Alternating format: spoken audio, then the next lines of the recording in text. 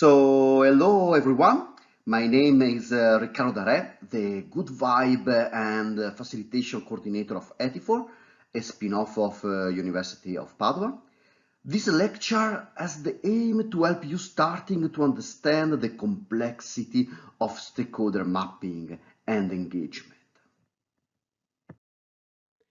And this is me, Riccardo, a potential stakeholder. So let's start from the definition of stakeholder.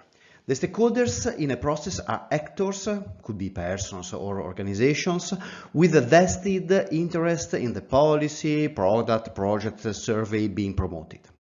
Both experts and individual citizens can be involved in the design of urban forests, as well as public administrators, private owners, recreational and sports associations, environmentalists, residents, but also casual users. This short video doesn't aim to give you, of course, a strong background in the wide topic of stakeholder engagement, but some guidelines to help you find your way around and explore the topics independently. In particular, we will talk about why it is important to engage stakeholders in the decision-making process, and also why it is also very risky. What is the participatory approach? And who should I involve and how to make a good stakeholder analysis? Which is the role of the facilitator? And finally, a brief overview of the huge range of techniques that can be adapted. And let's start from the why. Involving stakeholders during a decision-making process, first of all, improves the quality of decision-making, because increasing complexity also increases the knowledge and the skills involved, and the potential future conflicts can be identified immediately. Secondly, in addition, a good participatory process where all options and values are represented allows increasing mutual trust and to lead and not suffer from environmental, social and economic changes. Finally, interaction among participants ensures accountability of individuals, informal networking, shared values, and a sense of belonging, all of which go to build what is called social capital. But what is the problem of all this? Nowadays, everyone talks about participation, but the stakeholder engagement process is very complex to carry out. Once, a participant of an intense participatory session that I coordinated said to me this sentence: "Now there is no turning back." That's why this is very risky, because participatory planning creates expectations. And do not use it if you are not able to handle the expectation, because you will generate frustration and lose credibility. And when is it difficult to handle the expectation? If you already know the solution, if you don't have clear goals or can't communicate them well, if there are present often political inhibiting interactions, if you don't have the skills to manage a group, or if you trivially don't have enough resources. But we could list many other causes of risk. But that's all. Let's stop here. But what is a participatory process?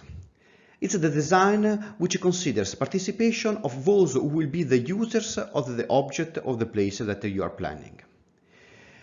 There are of various levels of engagement, all of which are appropriate when communicating the right way and when matched with the right goals. They range from simple knowledge transfer to consultation on specific issues to actual planning together with participants. What characterizes a participatory process is this accordion-like progression.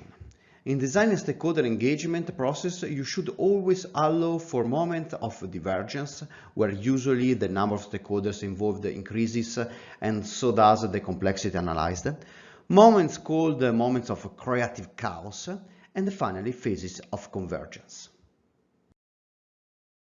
And now, what I consider the most delicate part of designing an engagement process. Who do I involve? This should be the planning phase that takes more energies. I cannot go into specifics because it would take me much longer, but you will find a big literature on this. In general, it is important to distinguish two phases. What This is called the stakeholder mapping, which allows you to have an exhaustive and up-to-date list of all potential stakeholders. And here, for instance, you find the metrics that I often use, the name generator grid, used to list all important stakeholders thanks to a collective flow of name generation through pre-selected categories. And then the stakeholder analysis, which allows you to create a sort of prioritization of stakeholder involvement, which should be called upon according to need and stage of the project. In this picture, for instance, you find the radar technique, a one variable framework where stakeholders are placed according to their category and the selection priority level, decided on the basis of the variable chosen by the researcher. But there are many other techniques. And now let's talk about the facilitator and his or her characteristics. I like to compare the facilitator to a juggler with the three balls. On the one hand, he or she must be able to handle the content. On the other hand, the process and technique adopted. And finally, the last ball represents the interaction among the participants. Depending on the engagement technique used, the facilitator will have a more or less passive role. What does not change is that the facilitator remains the guarantor of the process and not of the content, so she or he is not the topic expert. This is very important. The facilitator then is the deus ex machina.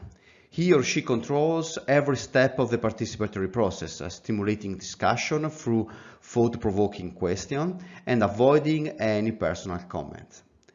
Facilitator is often supported by one or more assistants. They never jump into the discussion. Normally, assistants help in taking notes or other minor issues.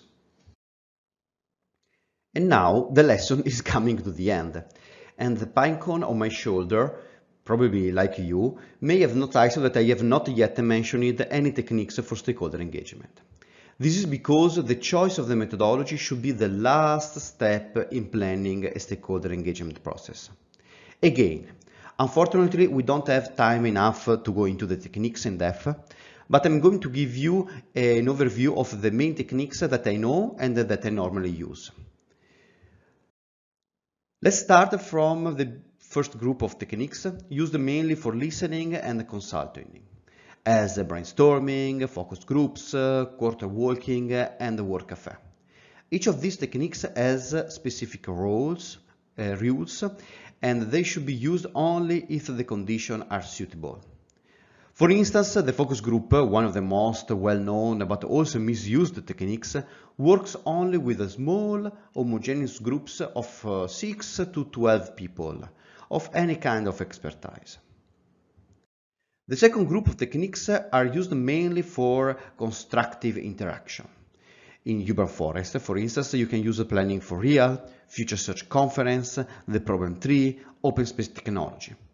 Let's, for instance, describe this last one, which is my favorite, open space technology, because the facilitator intervenes very little in the decision-making process.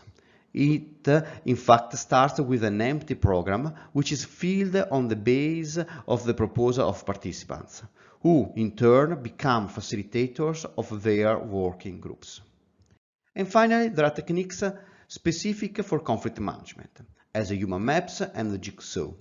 They work on the gradual interaction of the conflicting parties, who first go to work on the aspects of convergence without immediately focusing on the reasons for the conflict.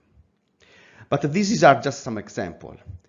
I really hope to have generated with these images the curiosity to go and discover the huge panorama of techniques that exist and that you can use in urban forest planning. So thank you so much for listening.